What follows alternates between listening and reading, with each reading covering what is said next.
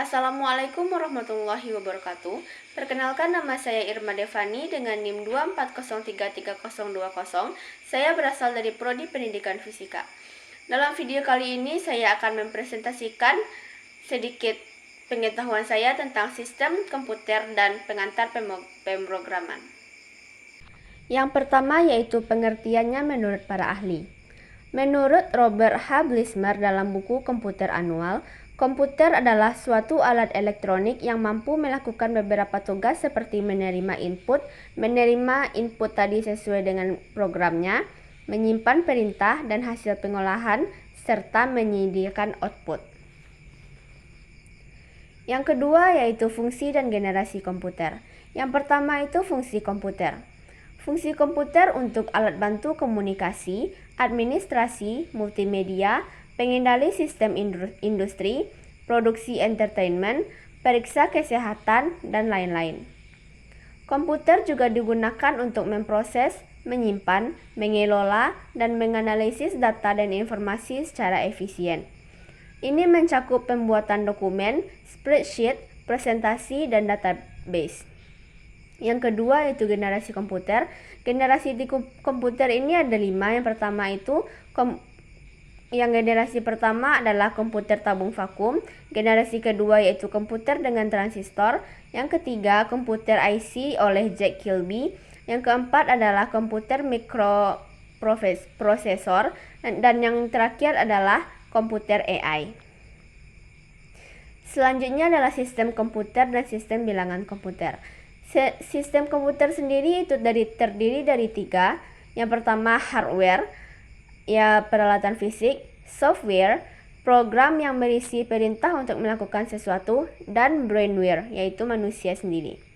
Yang selanjutnya itu sistem bilangan komputer, sistem bilangan desimal, biner, oktal, dan heksadesimal. Jenis-jenis perangkat lunak pada program komputer ini ada 2. Yang pertama, perangkat lunak sistem terbagi dari bahasa pemrograman, sistem operasi, dan utility. Yang kedua itu perangkat lunak aplikasi, yaitu perangkat lunak perusahaan, infrastruktur, informasi kerja, pendidikan, dan lain-lain. Untuk konsep dasar program komputer sendiri itu adalah bahasa pemrograman adalah aturan sintaks dan semantik untuk membuat program komputer. Fungsi utamanya adalah memerintah komputer dalam mengolah data sesuai alur logika yang diinginkan. Poin selanjutnya yaitu kelompok bahasa pemrograman. Bahasa pemrograman ini dibagi atas 3 kelompok. Yang pertama berdasarkan tingkat.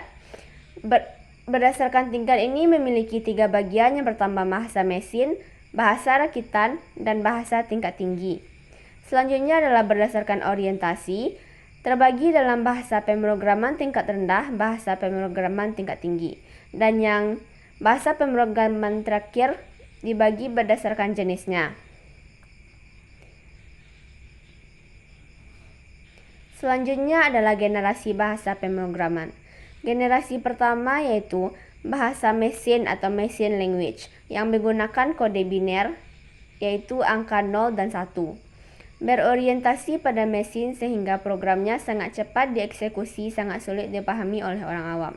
Yang kedua, generasi keduanya yaitu bahasa rakitan atau assembly language yang menggunakan simbol-simbol mnemonik, dikembangkan dari generasi pertama dan memiliki program khusus yang bernama assembler.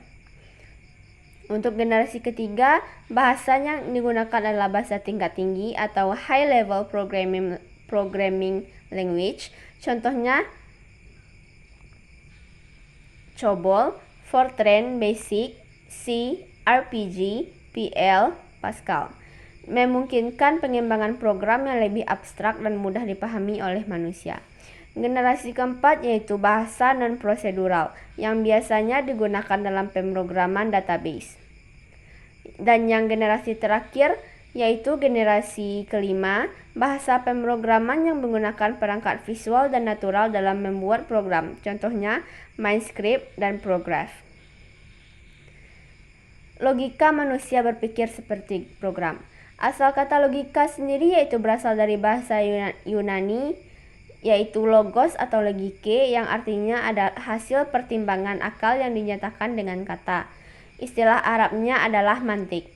Manfaat logika sendiri ya tentunya banyak sekali.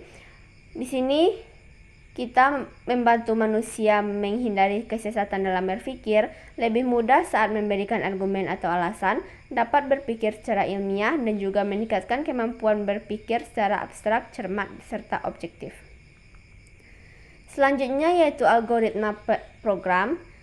Contoh penerapannya yaitu dalam algoritma routing, algoritma Bresenham, algoritma Knuth-Morris-Pratt.